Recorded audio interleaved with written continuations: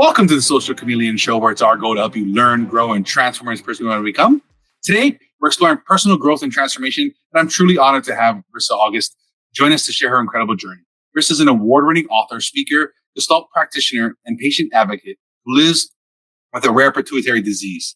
She transformed her diagnosis into a powerful mission, guiding others to break through their limiting beliefs and fully embrace life. With her dynamic energy, Rissa empowers her audiences through insightful talks, coaching, and creative workshops. From once being an Ironman athlete, Rissa continues to explore new challenges and lives an expansive, inspirational life. Her work focuses on helping others unleash their potential and live without limits. I love this interview. She's very vulnerable. She absolutely lets us dig right in to all the things surrounding this tumor she had and the obstacles and everything she overcome. And I really hope you guys truly enjoyed it as much as I had. Without further ado, let's welcome Rissa. Rissa, welcome to the Social Chameleon Show. Hi, I'm so grateful to be here, Tyson. Thanks for having me. You're welcome. I'm grateful you reached out because you have some interesting things that have happened in your life. I think a fun place I'd like to start is kind of a little bit back before your tumor. I know you were an Ironman, you did endurance, things like that. What was life like before the tumor? Ooh, yeah, life was extremely rigid. I strove a word. I strived for perfection. Everything had to be perfect in my life. Well planned, well thought out, scheduled.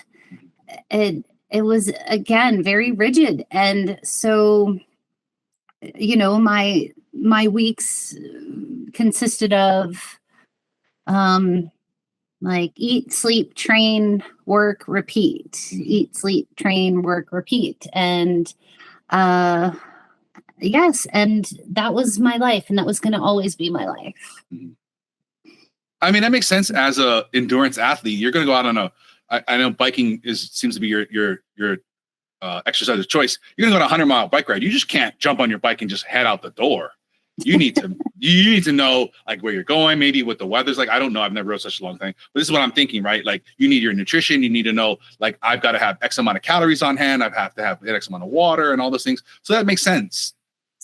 Yeah, for sure. And I think if you're a really, how do I say this diplomatically? Don't have to be diplomatic. Say it how you want it.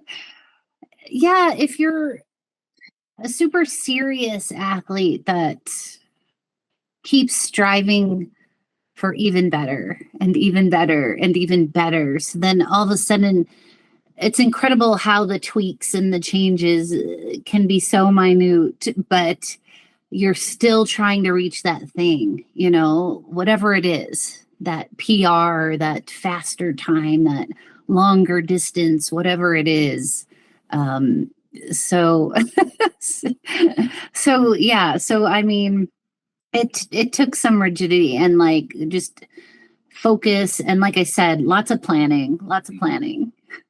Yeah. And in sports in general, at a high level, you know, winning in second place is tenths of a second, you know, 1% here and there, you know. I know there's a gene in our DNA, something along the lines of it's like the power athlete gene. So if you have that gene, you are genetically, like, I think it's like between 1% and 3% more likely to be able to win things just because of that. But that's such a minute little thing. So I can see having that rigidity and whatnot. I mean, that's the difference between winning and losing, right? Right. Exactly. Exactly. And I can go down another direction with that, but we can get to that later. Yeah, no, not a problem. So, being this type of person, being the rigidity, what sparks to my mind is it seems like a lot of your maybe self-image, your self-worth, your identity could be tied up into that type of thing. Was that true for you? Oh my gosh. Yes. Ding, ding, ding, ding. Yes. Like, absolutely. It was important for me to please other people. So if that meant like impressing them or just being the best at everything. Like I loved hearing like wow, Rissa, I could never do that. Or wow, you do that so well, or you're so good at that, or oh, I soaked that in. That was my acknowledgement. Like that was like my affirmation of like, okay, so well, my worth. Gosh, this goes Yeah. back to your call with Alan. Like Mhm. it was my worth. Like that's how I yeah, filled that part of me that for some reason needed it.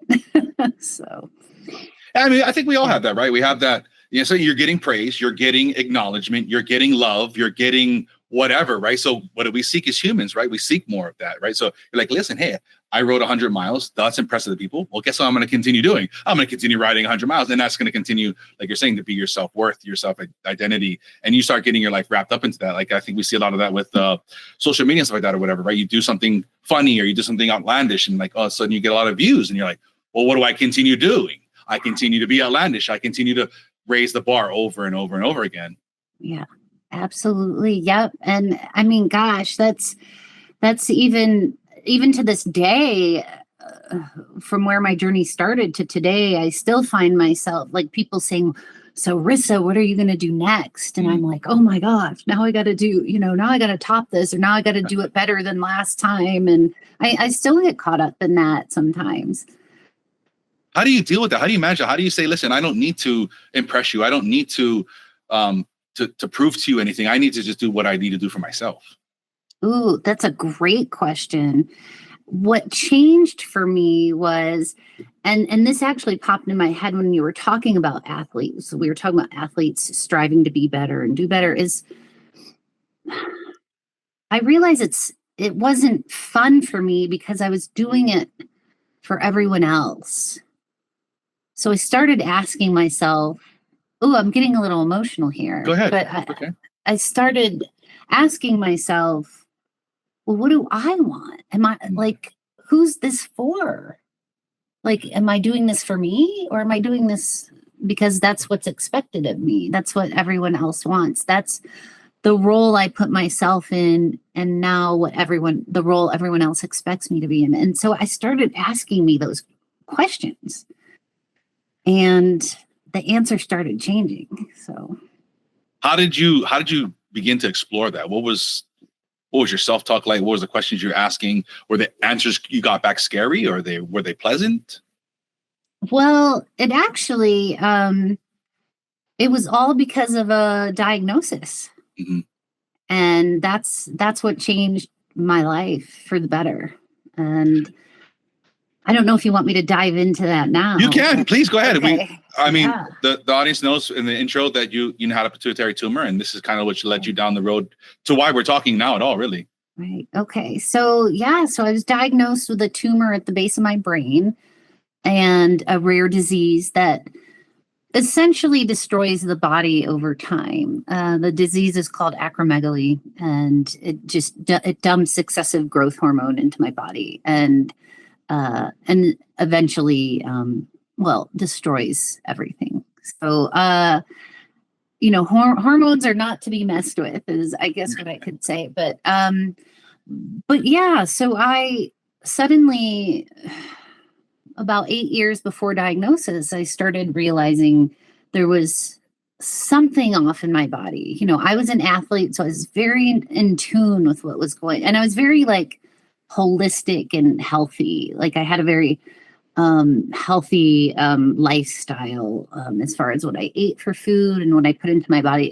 But I knew like there was something going on, and I kept being told by doctors, no, you're an athlete, you're fine, your blood work's fine, everything's fine. And I'd say, but how do you explain this? And how do you explain that? And there was always some reason or excuse or something to explain it away. And so I actually started thinking I was nuts. Like I thought, oh my gosh, maybe I'm a hypochondriac or paranoid or, so then 8 years later, I'm finally diagnosed with this tumor and mind you, I had demanded an MRI from my doctor. So I had such severe headaches and I was hardly sleeping 2 hours a night. Wow. I barely got through the Ironman race I just had done, and I couldn't get off the couch, and I was just like, something is off. And so I'm finally diagnosed with this tumor. I'm looking at this big tumor crammed between my eyeballs on the screen, and my doctor's like, this has got to come out. Right. And so there was part of me that was like, okay, well, what does that entail? I have my overachieving life to get back to. And there was a part of me of like, wait, what? Like, I'm not hearing you. It's very surreal, and I don't have time for this. So, but yeah, so then all of a sudden, 3 months later, I'm having brain surgery, and they couldn't get the entire tumor. So I went on to have radiation treatment, and my life would never, never, never be the same. So if we could go back to the beginning, Joyce, thank you for sharing. When you said you're feeling nuts, what was that like? What was the self-talk like? What was kind of going on? How did you get yourself through that and to say, listen, maybe you guys tell me I'm crazy, but I know something's wrong. How did you keep pursuing and being persistent? Oh gosh, yeah. Well, first I started looking, I go inward. I'm like, okay, what am I doing? Right. And I think part of me is that's how I grew up. Like it was my fault, and it was like, what am I doing? Like, so I go to me first. And so I started looking, like I thought, okay, maybe I'm not eating as healthy as I thought. So I would change my diet and try out different diets. And okay, maybe I am overtraining.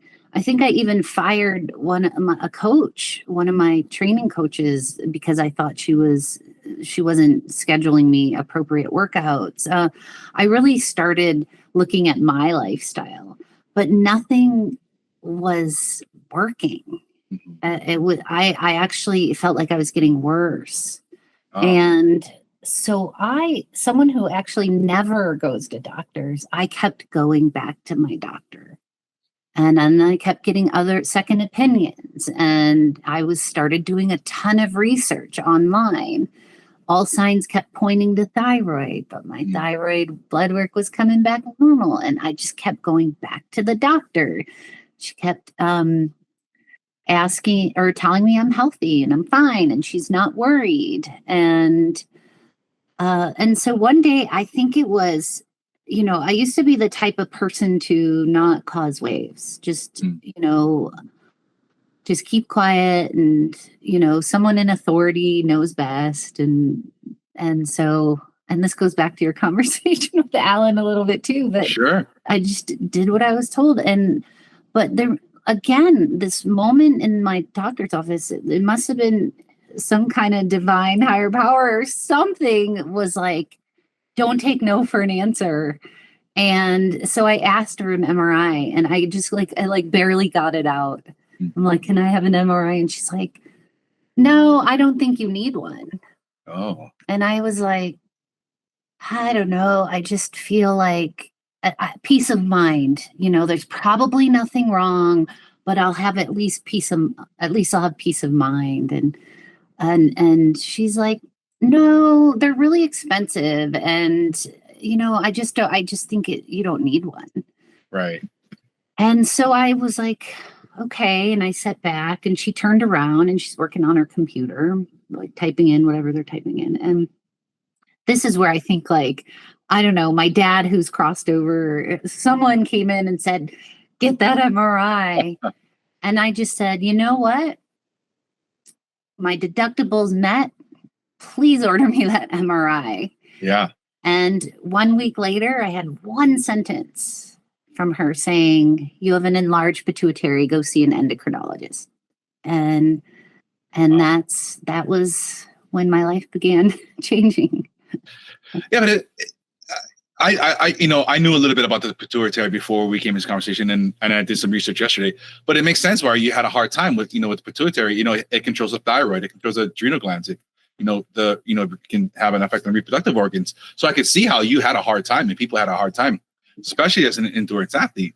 hey, you're probably overtraining. You're doing 100 miles, a day or every other day or 1,000 miles a week or whatever your training schedule is, to do such long races. I could see that being a problem. And it's funny you say this. It's interesting because it seems like in the American medical system, they over-test us. They constantly want to do things. They want to cover their ass. They're worried about getting sued. They're worried about these different things.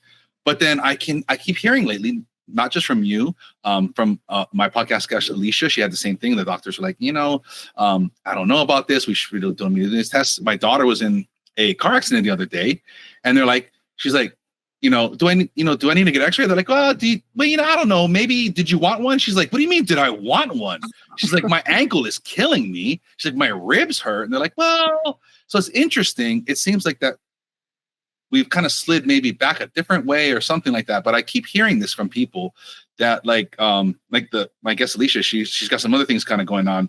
And the doctor's like, oh, you're fine. She's like, my ear won't stop ringing. She's like, that's normal. She's like, what are you talking about? She's like, that's not normal. She's like, my kidney, she was in a car accident. She's like, my kidney won't stop hurting. She's like, oh, you're fine. She's like, no, I'm not fine. But they won't run tests. They won't do anything.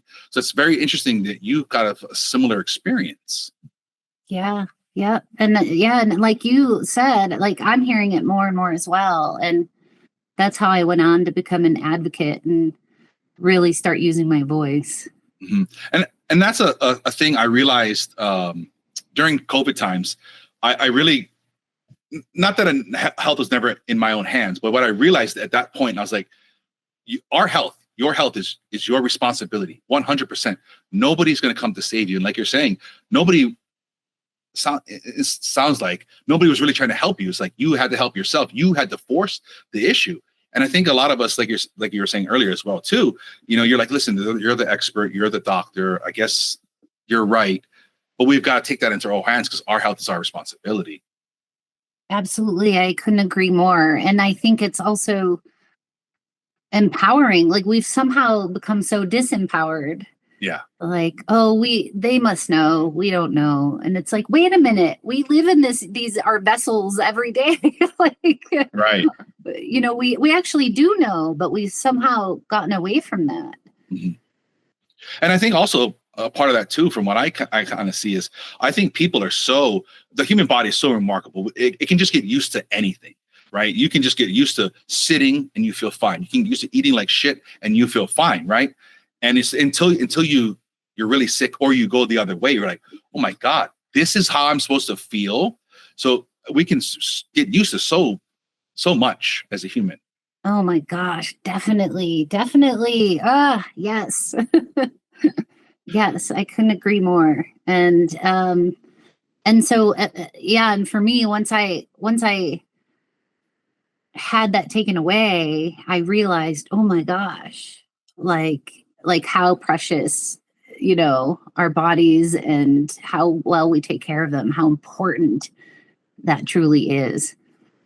So you got this diagnosis. I would imagine there was some sense of relief, but was there also a sense of, not me, this can't be me, or I don't believe this, maybe something else is wrong, or some type of maybe the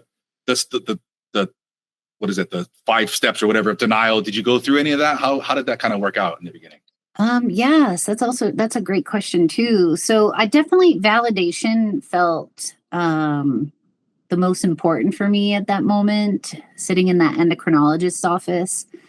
And it was 8 years, an 8-year journey, 7.5-year journey to diagnosis. And finally someone, it wasn't me actually, and so that was extremely important for me, that moment. But then I'd say I did go through, I kind of reverted to, I have old Rissa and new Rissa. So I kind of reverted to old Rissa, like, okay, well, snap, let's get this done because I got to get back to my old life. Yeah.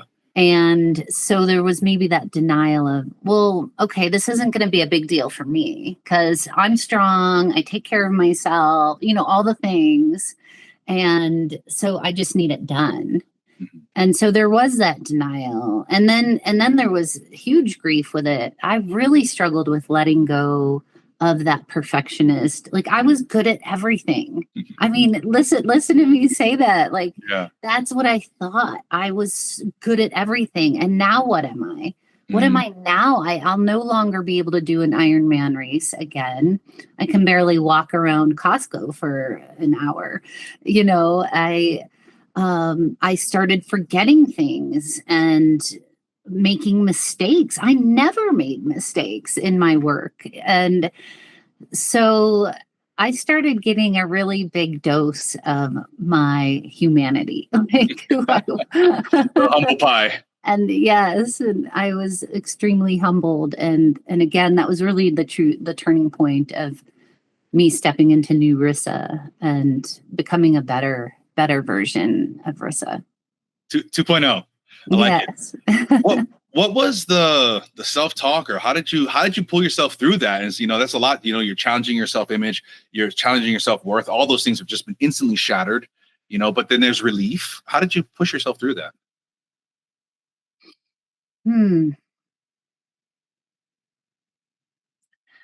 Gosh. Well, I definitely have a strong will and determination. So I had a lot of people outside of me telling me what I should do. I even had doctors telling me what my life was going to be like moving forward. And luckily I had this rebellious side that was like, oh, no. You don't get to decide for me. I get to make that decision. Yes. And I'll show you. And so, yeah, there was a point, gosh, it must have been 6 months after following brain surgery and radiation treatment. And I'd been stuck in these tattered gray sweatpants for what felt like years. And they were just worn and tattered and shredded at the bottom. And I hadn't left the house in months. And, just couldn't be further from the person out riding 100 miles for fun on a weekend. And I remember I had these big sliding glass doors that looked down my driveway to my mailbox. And I just was like, I remember thinking, maybe I'll walk to the mailbox today. And then I was like, well, maybe tomorrow. And I'd go back to the couch. And I just remember this specific moment. Again, I feel a little emotional around it. I felt like this was no way to live. I don't want to live this way. And the doctors don't get to tell me well, this is going to be your life. You're no longer going to do Ironman races or CrossFit, or you're going to lose your memory after 10 years. And I just, excuse my language, but that's bullshit. That's crap. So I decided in that moment, I was going to ride my bike from Canada to Mexico. And nobody was going to tell me I couldn't. I mean, from that's a little bit farther than the mailbox, but that's amazing to just make that decision and decide, this is what I'm going to do. That's powerful. It really was. And it was something to live for. And I don't think it's the bike ride so much as what it symbolized for me. Right. Yeah. It could be anyone's mountain or peak or accomplishment or goal. But that just so happened to be mine. I think in life, it's not so much about the goal, the destination, it's that journey you're going to go on. It's that is where real life lives, where it is lived is in that journey. And I think we're so focused on getting here. I'm getting to this next thing. I'm going to do this thing. And it's really about the journey. And it sounds like that's what you were kind of embracing, is that journey. Well, yeah, because, all the steps it would take me to get there. Right. I mean, the first thing I had to do was get out of those dumb sweatpants and burn them, Yeah. It was time to get off that couch and walk to that mailbox. And so it was all the steps that led up to it. And along the way, magical things happened. I had huge support from all the people around me, support I never knew I had. I was started surprising myself. I mean, my first bike ride was 8 miles. Oh my gosh. I just did 8 miles on my bike. Wow. You know, like, so it was all the things, like you said, along the journey. And that's really what it became about. And again, when I went on to do the bike ride, it wasn't around the bike ride. It was the journey down the Pacific coast that mattered. And that was full of surprises and magic as well. And hard stuff, but I bet. So the journey, from what I read, is 1,845 miles. So I don't know what that is in kilometers. And the thing, I love that what you did, it looks like what you did on this ride was on your bike, you wrote pedal, damn it. You didn't put Mexico. You didn't put whatever. Just the next step forward, one foot in front of the other. Just keep this thing spinning. I just love that. What a great way to frame that. Oh, you have me emotional again. Yes. If I was ever, like the first 2 weeks were pouring rain and cold, and, and I'm sleeping in my tent every night, and there was just no dryness or warmth to be seen for miles. And, some days, all I could do was just look down at my head tube on my bike that sits between your handlebars, and just look at it. It says pedal, damn it. Like, that's all. Like, some days that's all I had to do. Sometimes that's all you can do, right? Just keep pedaling. Just keep moving forward. Exactly. Today you might not accomplish a goal, but you're still headed somewhere. You're still headed towards where you need to be going. Yes, absolutely. And then there's those moments where I could look up from the head tube, from those words between my handlebars, and see some incredible things, and witness and experience some of the magic. How did you embrace the suck? How did you get through the suck? Can you reframe that? What do you mean? Like the hard parts, or all the hard? You're wet, you're cold, you're probably never going to get warm for whatever it took, weeks or whatever it takes. How do you get through that? You're like, listen, this is just the way life's going to be. I'm going to be wet. I'm going to be sleep deprived, but I'm going to get through this. Yes. Well, there's something that I love, a quality about me that I love, is that I'm able to find humor in sometimes dark times. And I think I was always someone who took life way too seriously. And so in this RISA 2.0, this new RISA, I wanted to laugh more. And so I'll tell you a little bit of a story. So there were a group of riders with me. I think there was about 5 of us, and we stopped for a snack break, and we're all kind of huddled in this trees trying to get some cover, and everyone's just being polite. We were about, I don't know, a week into this ride, maybe a little more, and it's just rainy and cold. It wasn't like this dream trip I think we all probably imagined. None of us knew each other, so we're all being polite. And I just said, can we just cut the crap already?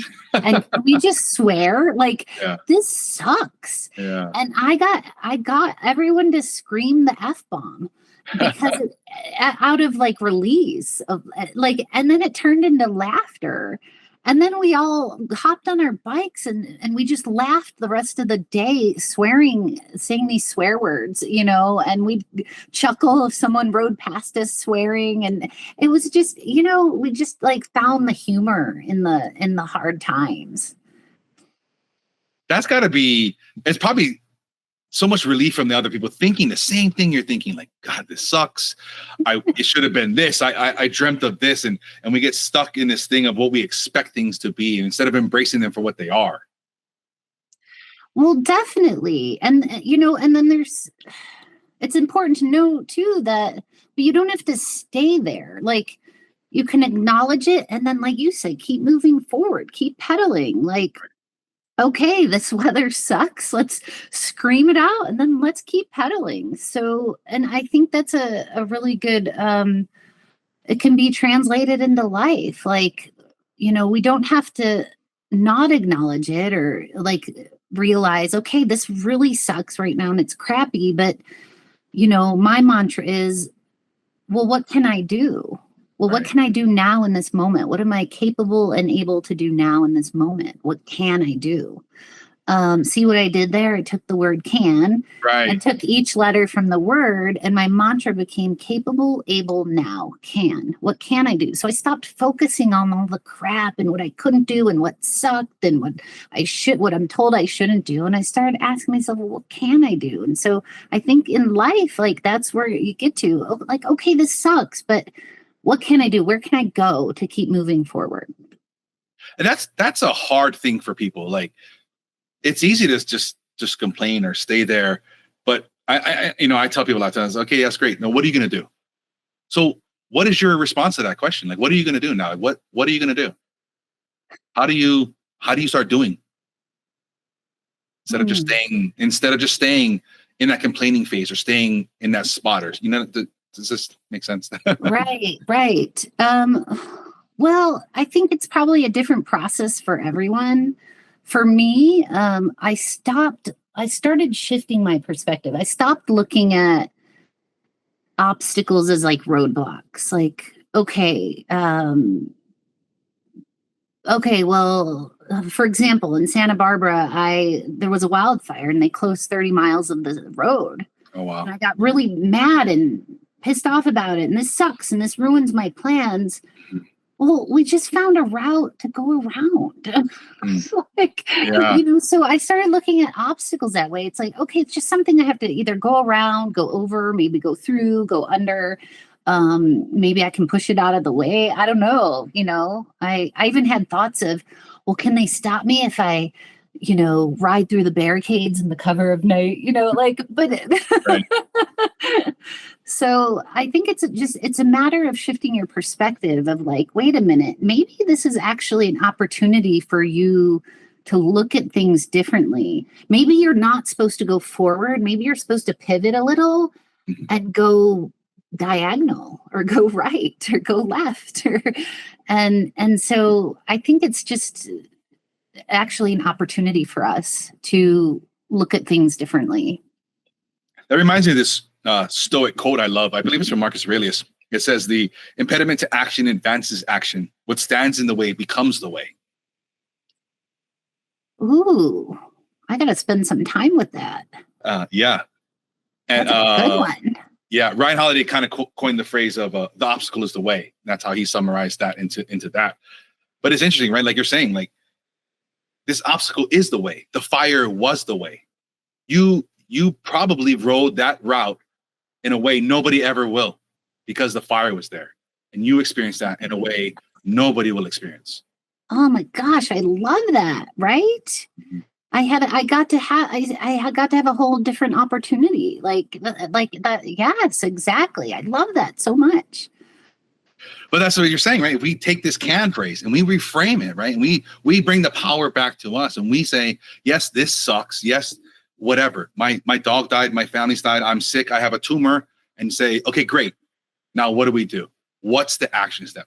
How can we move 1 foot forward? How do I get to the mailbox? I don't want to get off this couch, but I've got to make my way to the mailbox. Even if it's just today, I make it to the front door, and tomorrow I step outside the front door. Yes. And you don't have to not be sad. Like I cried my way through the rain so many days. I screamed, I yelled, I was mad, I journaled. Like it wasn't squeaky clean, it wasn't with full joy and ease. So it was but it was all part of the process. Mm-hmm. And then you went again and you went to Spain. I said, let me do 500 miles there. How do we get there? Yes. Well, that day on the couch, when I decided I was riding my bike down the Pacific coast, I also started looking at all the things on my bucket list. Mm. Ooh, again, I feel more emotions. So I started looking at all the things I ever wanted to try or do in life, all the things that I would like, oh my gosh, that looks so cool. I'd love to try that. But I was so rigid in the way I was living. Nope, I'm an Ironman athlete and this is how I live and this is what I have time for and this is what I have planned. And so I never got to experience all those other things I wanted to experience. And so I pulled out that bucket list and I started adding to it like crazy. And before I knew it, like I was taking like all different kinds of dance classes, and I took like a circus aerials class. I started trying axe throwing and indoor skydiving and going to the theater. And I realized how much I had been missing out on for so many years because I was just so rigid in the way I was living my life. And then all of a sudden I was so much more expansive. And then I was like, I want to expand even more. Like, what else can I do? What else can I try? But, so riding somewhere in Europe, and I'm not done. There's more places I want to go. But Excellent. I was like, I'm going to ride the Camino. And this is where my mantra, what can I do, came into play, because physically I couldn't hike that far anymore. It just, without extreme pain. Mm-hmm. And I'm not even sure I would finish, but I could still bike. And I said, I'm going to ride my bike. That's how I'm going to do it. And so I found a way. And so it was like another bucket list item. And it was a solo journey. This time I was on my own, and it challenged me in every possible way you can imagine. The only thing I can remember that was actually on my side was the weather. Everything else seemed to just be from day one, I could have quit. I could have just said, nope, this ain't happening. But I just kept saying, all right, what can I do? What can I do in this moment? And that's the easy thing. Everybody quits, right? It's easy to just say, what? I'm in Spain. I might as well just go to the beach. What am I doing? I don't need to ride my bike. That's easy. Yeah, I could have easily just got a taxi, went to the end, told no one, spend the rest of my time, in Spain, just living it up, But again, I went back to, okay, who am I doing this for?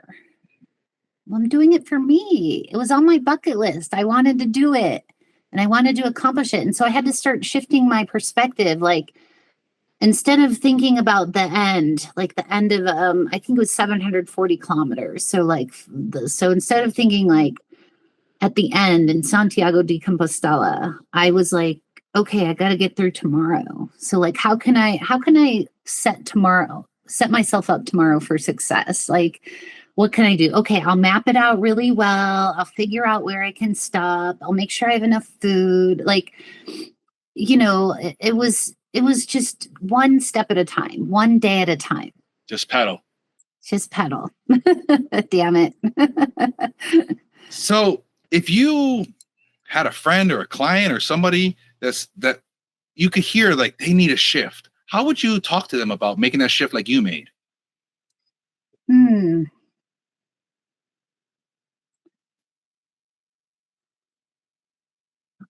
I mean, I would ask them, oftentimes our way of thinking is a result of patterns, like the way we're used to thinking. So I'd probably, the first thing I'd ask them is, well, what if you looked at that differently or thought about that differently? Or what if you tried something different than you're used to? I think that's a question I ask a lot of, like, well, what if you did it different this time? I think I ask my clients that quite a bit. And they're like, well, So then that seed, starts penetrating, and they're like, what if I did it different? Well, I don't know how I would do it. Okay, well, what if you just tried something, And what's the next step? Well, it's amazing what people come up with. We all have the answers within us, right? Right. Well, and all of a sudden they're listing off, well, I could do this and I could do that, and maybe I could do that. And they stop focusing on the actual thing and they start focusing on the next step. Well, I could do this and then that would lead me to that.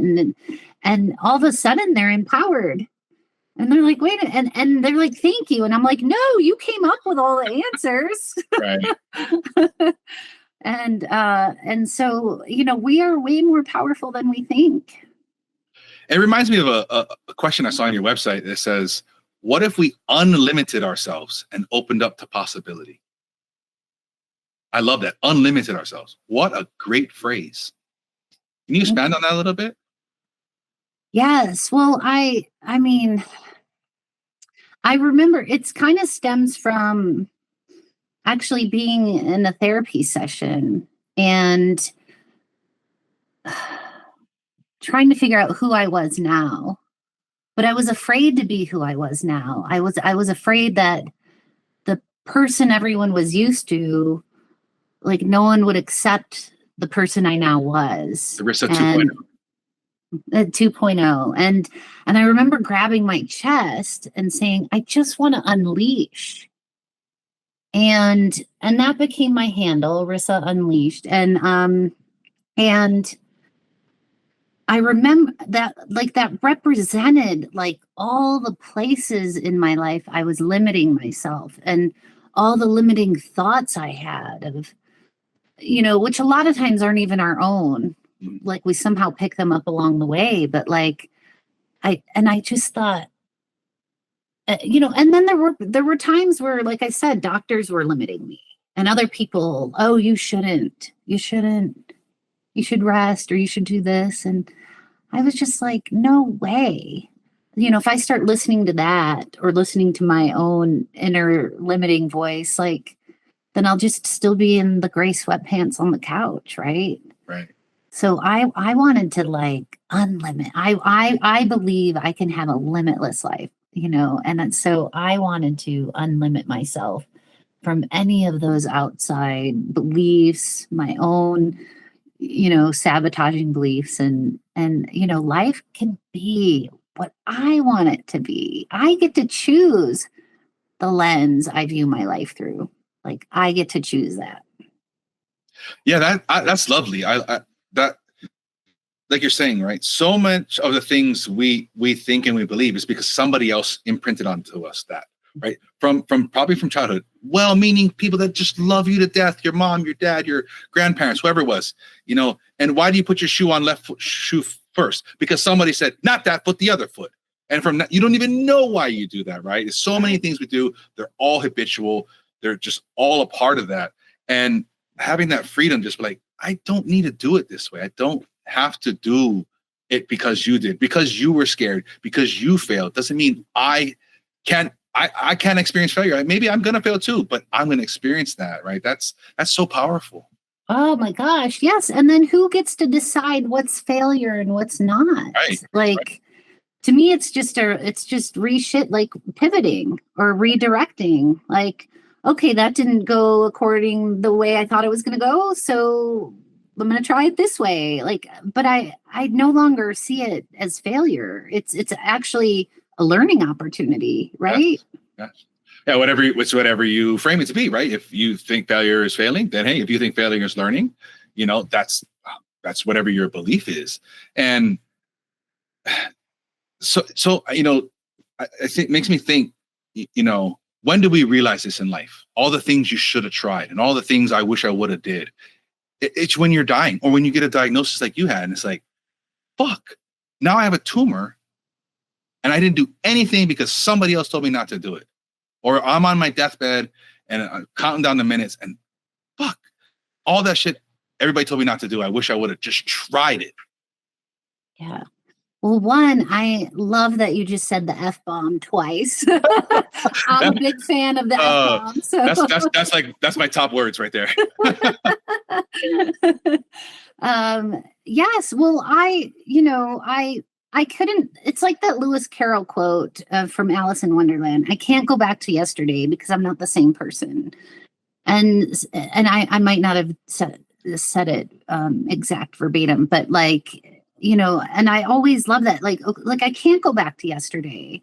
So who am I now in this moment today? And what can I do? And so, again, I could be mad at my tumor, or I could name it Bubba and have conversation with him. And, and what started out to be my number one nemesis became my biggest fan. So again, it's all about perspective. And I truly think I believe I've been given a gift. I'm way better. I was kind of an asshole, pre diagnosis, and I like me way better now, and I'm happier and kinder and more compassionate, and I leave bigger tips. And I wear the clothes I want, and I love art. And so I just feel more expansive and open to all the things, all the possibilities. It's interesting that is a very common reaction to people that have had near-death experiences or cancer, stuff that survived. It's like, this was the best thing that ever happened to me, because they became the person they probably always wanted to be. Yes. Oh, I love that. Yes. Yeah, I'm definitely becoming the person I always wanted to be. And what I'm really excited about is it's not done. Like, I get to spend the rest of my life expanding and becoming the person I want to be. And that to me feels exciting. That is the essence of life. It's so much fun to constantly be doing that. That reminds me of something else I read on your site, where it was, she wonders if the woman she once was will ever return. Do you care about that anymore? How did you deal with that? Oh, no, I think it was a journey. It was a process. Because so much of me was caught up in that identity. Like, I used to be one of the strongest women in my CrossFit gym. Now I'm the weakest. I'm the absolute weakest. Physiologically, I don't think I can ever be that physically strong again. And so I have moments of, seeing all my friends like PR, increase their 1 rep max, or, and I'm just like, oh, but then I get to revel in, well, you know what though?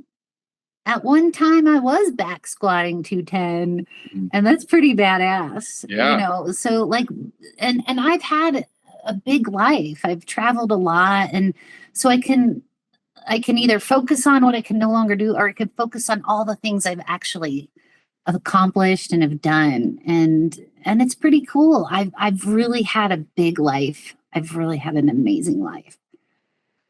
And from everything I've seen from you, it does. And you are an inspiration to go and have something that's so devastating, to persevere, and to take on these big challenges and to reinvent yourself into RISA 2.0. It is something, people that are out there, maybe you haven't had this experience yet, but maybe don't let it happen, and reinvent yourself now. Become 2.0 version of yourself. Start living for what you want, not what your parents asked for, not what society said, not what your teacher told you could or couldn't do.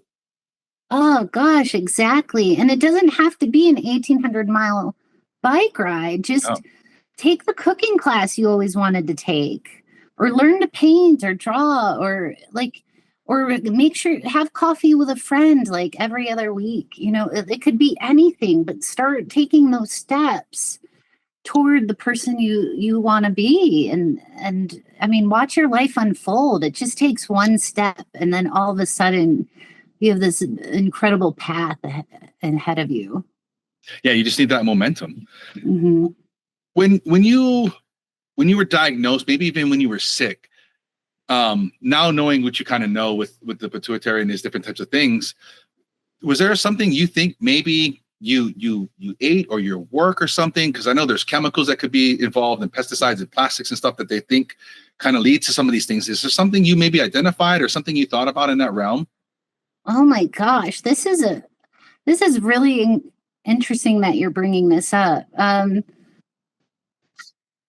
mean, I've had someone tell me once that they believed it's the soil, that we have bad soil here, and Sure. and thus the food we eat. And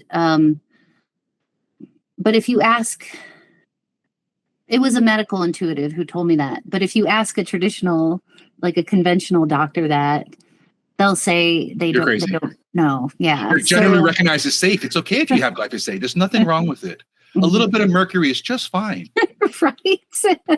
Yes. What? And then if you look at it as on an energetic level, the pituitary is the control center of the body. And, I've always had this need to control my environment. And now nothing was in my control. Yeah. And so again, maybe, maybe. Yeah, I just was thinking. I think I don't know if you have a graduate in geology or something like that. So I was trying to think. I wonder if some of your work being out there, maybe being out in the fields or something, or chemicals or assays or something. I just was wondering maybe if you have some ideas. I don't know. Maybe just the baby people that maybe we can inform people like, hey, listen, maybe you feel a little bit this way. These are some things that you've identified. I don't know. Just trying to pull a thread there. I don't think there's any rhyme or reason to it. But what I do know is that they're finding these tumors in 1 in 5 people, 1 in 4.5 to be exact. But they're extremely difficult to diagnose. Mm-hmm. Let me rephrase that. I don't think I said it properly. It's believed that 1 in 5 people are walking around in these because they're finding these tumors in autopsies. But like, again, they're difficult to diagnose. A lot of the symptoms are things like fatigue, headache, bones do change, like they, hands and feet grow, hair growth changes, skin changes. We're dealing with the pituitary gland that controls your hormones, and hormones control everything. Right. And even sometimes the way you think. And so, but fatigue, joint pain, I don't know, hair growth. Yeah. A lot of times doctors are like, well, you're getting older. Right. Like, yeah. It's easy to miss these things. And so I think that's what we're trying to do with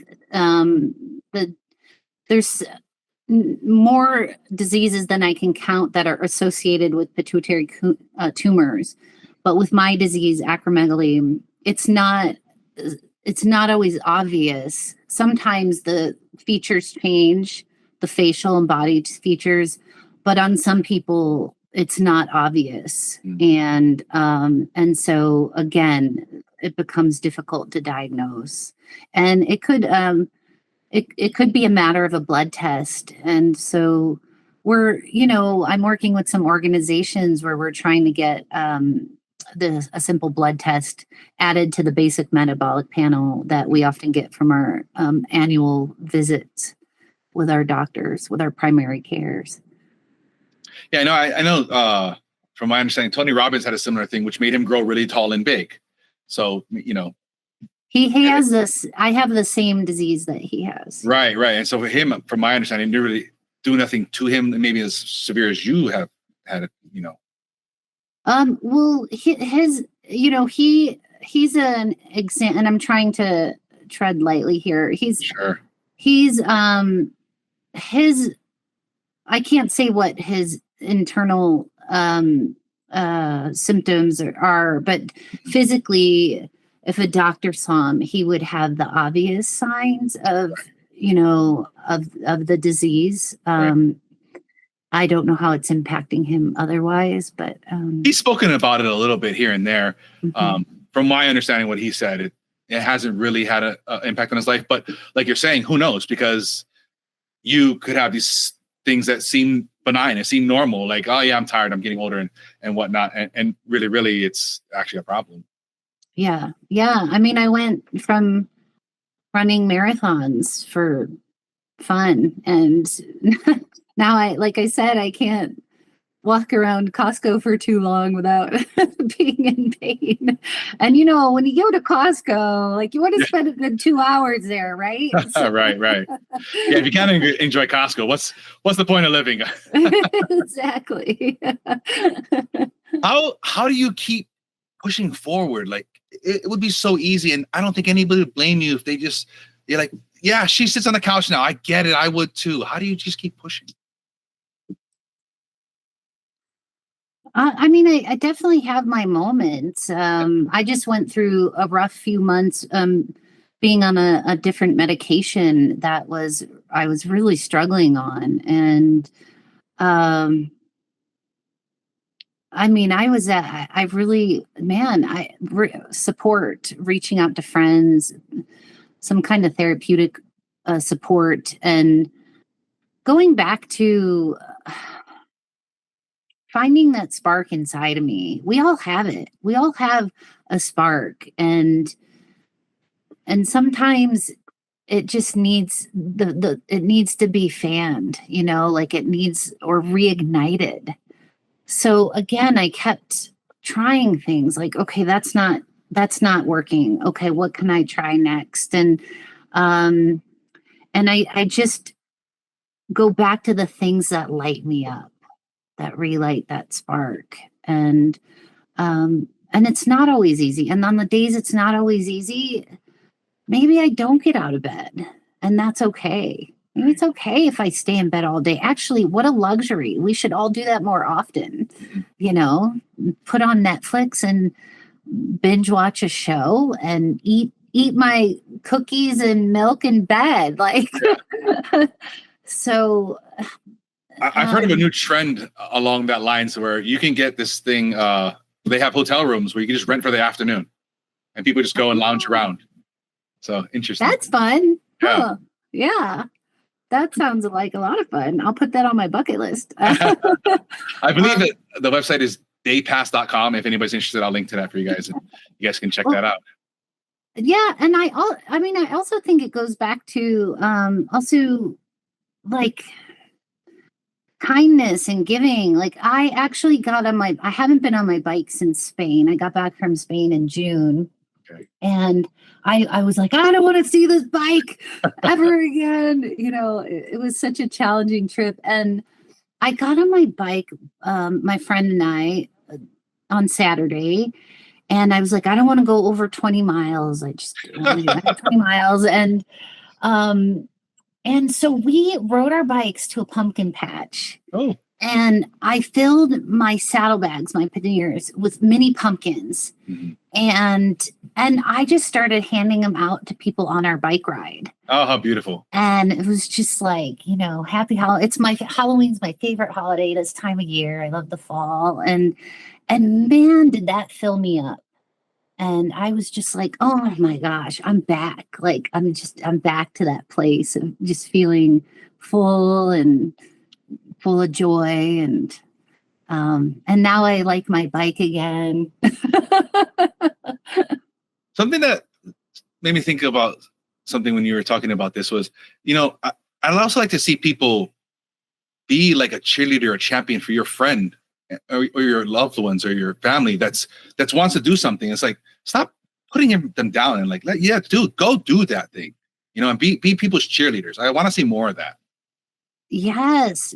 And I speak to that a little bit in my story too. Is I remember I was stuck in ICU for 10 days. I was only supposed to be in the hospital for 2 days, and I was in ICU for 10 days. And I remember complaining like day 5, and I'm just like so pissed. And I'm like, when do I get to go home? Because old Rissa was like, got to get back to life, got to do all these things.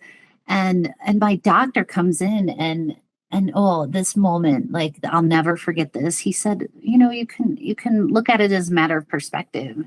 And I was like gonna throat punch him, because I'm like, you're not the one sitting in this bed right now. Yeah. And I had all these tubes and stuff. And he said, well, you're most likely the only person on this floor who will be going home. Ooh. Well, only patient, I should say. And I was like, oh, holy shit. And he was right. And so this therapist kept coming by my room trying to get me to walk. Mm-hmm. And I'm thinking, I'm an Ironman athlete. I can't even walk, and I kept telling her, no. And then she came on this day after I heard that. And I'm like, how am I going to get out of all these constraints?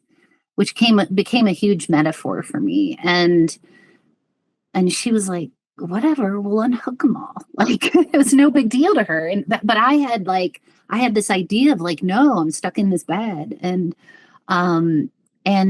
so there I am with a walker, mind you, a year earlier, I was crossing the finish line of an Ironman race. And now I'm like with this walker and I'm like sliding around the floor.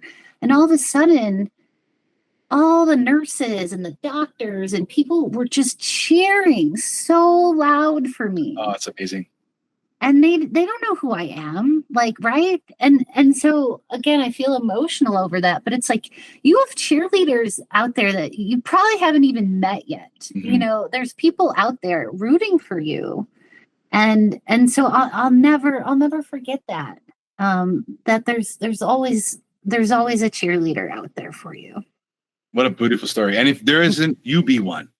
Yes, exactly. And that was a beautiful example for me because I have gone on to be one. I mean, I'll show up at like 5K races or things with a sign that's like, I don't know you, but you're freaking awesome.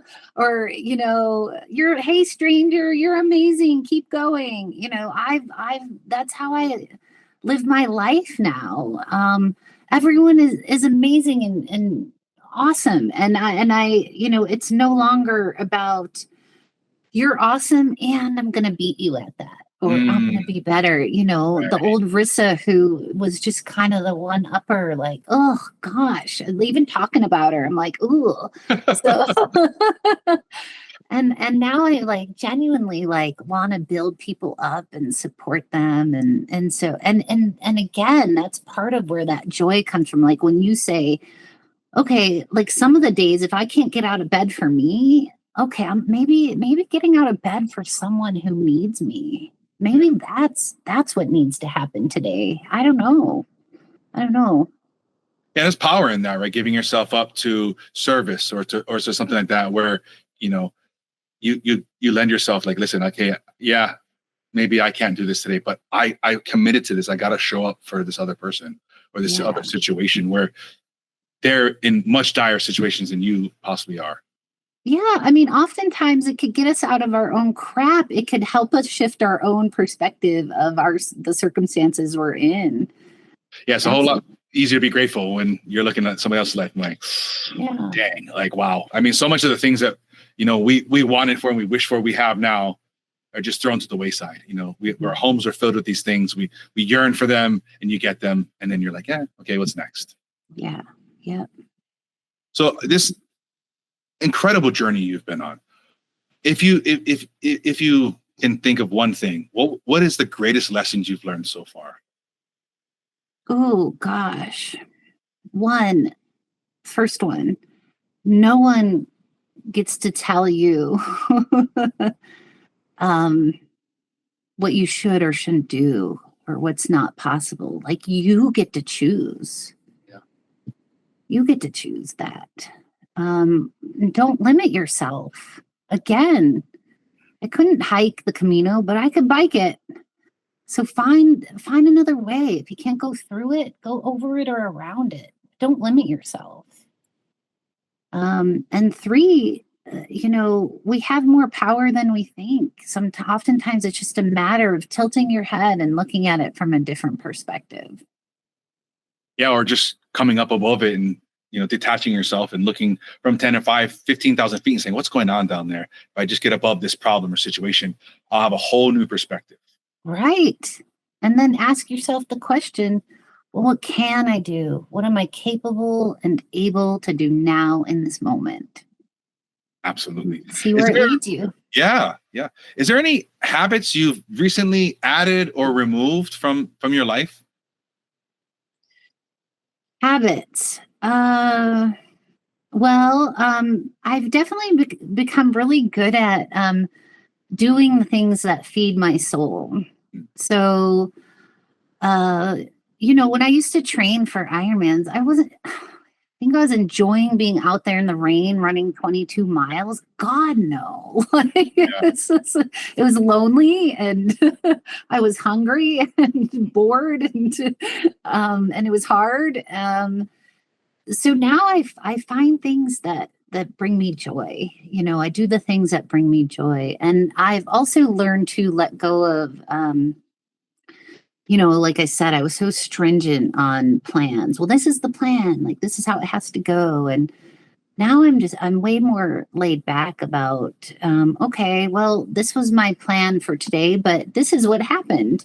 And now it's this, and allowing for whatever to come in. You know, like we were talking about that fire, how it redirected me. And you said, yeah, but now you got to do this whole different journey that you otherwise would have not experienced. And so that's really how what I've opened up to in life is not being so stringent and hard on myself. And you know, and it's like that quote, I'm going to get it wrong, but it's being that light, you know, being that light, waking up and being that light in the world, and just shining. You know, that's my purpose. And then hopefully other people will, you know, it's like the candle where you light one candle and then another, and then before you know it, everyone's shining. So. Yeah, I love that. That's beautiful. Yeah, we got to light other people's candles, give them their flowers and whatnot and stuff now. Is there like a book or something you wish you would have read earlier in life? Oh gosh. I've read so many, and like, fortunately, like I got really into reading probably in my 20s. And so I read all the things, you know, all I could soak up, because I was all about, like, I wanted to evolve. And it was funny. I wasn't evolving at all, but I was reading about it. Right. And now I don't read as much because it's more about doing it my way, like not the way everyone's saying you should. Everyone's made it so complicated. Like, you should do this and try that. And here's these tools. And it's like, actually, if I just sit back and get into my body and be in my heart and do what feels good and right. We all know what feels good and right. We all know that. We have that in us. And so if I follow that, that's really what guides me. But gosh, what is this? What is the, I know there's a book that I'm like, that's the one. But what's coming to mind first is probably the Tao of Pooh. Okay. And I just think because it's actually I like the playful nature of simplifying life. You know, Pooh just went about his day. There were no plans. It was just like he ended up wherever he ended up. And sometimes there was like crazy situations. And sometimes it was a blissful moment next to the lake fishing with Piglet, or, you know, and he was actually the most wise and the center of calm with all the other stuff going on around him. And so that's, and I did read that in my 20s, but I think it would be really awesome to go back and read it again. So. I agree. Now that I'm thinking about it, I mean, there's probably a good metaphor there, right? It's probably why they made that for children. You know, Pooh is the old wise Yoda, Buddha. It's just like, listen, let's just go. Piglet, it's okay. You know, Tigger, chill out. You know, Donkey, don't have to be sad. It's okay. Mm-hmm. There's probably a lot of good metaphors in there. Oh, for sure. And if you think of something else, let me know, and I'll throw it in the show notes for people. Okay, I will. No pressure, but that's great. So we do have your book sitting behind you, The Road Unpaved, the award-winning book that you wrote. We have your website, Rissa August. You have a Substack. You've got Facebook, Instagram, YouTube, LinkedIn, and whatnot. All these places people can connect with you. Is there anything else you want to point people to so they can find out more about you, connect with you, and whatnot? No, I would just say my website has it all, rissaaugust.com. And that was truly, my website's become really representative of who I really want to step into. It's not just this one thing. I'm not just an author or a speaker, you know. It's all the things that make up Rissa August. And so I love when others hold witness to that. No, you there's a lot there. You've done a good job. You can see all the facets of you there. It's not just the book or the coaching, or you have your sparkle stuff. You have your art, and whatnot. There's a lot there. You see the layers of you. Yeah. And I love that about me. So it might be too much for others, but I love it about me. We all have layers, and we need to show them. We need to let people know it's okay. You can Yeah. be this. You don't have to be a cookie cutter thing. We can embrace ourselves. We can embrace our true identities and who we want to be. Agreed. Thank you for saying that. Absolutely. On a social community show, I like to do a weekly challenge. It could be something we talked about or something we didn't talk about at all. And I'd like you to issue this week's challenge. Oh, goodness. Okay. I challenge you to, there's so many. I challenge you to sign up for that thing you've always wanted to sign up for. Like I said, that cooking class, or schedule that thing you've always wanted to do. Yeah, pull out that dusty old bucket list and pick one thing. Even if it doesn't happen for like 5 months but get it on your calendar, schedule it, do it. That's beautiful. Yeah, go ahead. And put it in the notes. I want to hear. I want to see. Oh, yes, please. I want to see what you sign up for. Yes, that's beautiful. Because you don't know. We might not be here tomorrow. You might not be here next week. So let's get these things done. Let's start, living without any regrets for things. What would it be for you? What are you going to sign up for this week? Oh, wow. I don't know. I typically do what I want. So, wow, that's a great question. I don't know this. Like I said, I kind of do what I want. I'm very fortunate that I can do anything I want. My wife is lovely, and it's really a privilege. I probably should say yes to more things. I think that's what I'm going to do. I'm going to write this down. I say no to a lot of things because I'm very protective of my time, and I probably blow things off more that I would probably would be a big deal and I would enjoy. Okay. I'm going to say yes to things. That's what I'm going to do. Okay. Thank you for challenging me with that. It's been a great pleasure. I love learning from you. I love your inspiring story. I hope somebody out there that's either going through something similar or just is inspired by the story alone can really transform their life and start living in a better way. Oh, thank you, Tyson. Again, I'm so appreciative and grateful to be here. So thank you so much for chatting with me. You're absolutely welcome. So many great lessons, so many great things. I hope you guys implement these things we talked about here in the episode.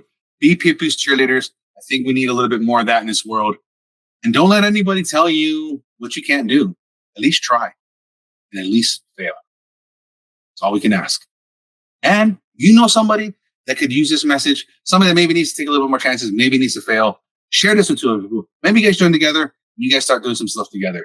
As always, you can connect with us all week long on your favorite social media apps, Facebook, Instagram, and all those good things. You can subscribe on your favorite podcast player if you wish to. For past episodes and links to everything we talk about here today, you can head over to socialchameleon.show. Until next time, keep learning, growing, and transforming to the person you want to become.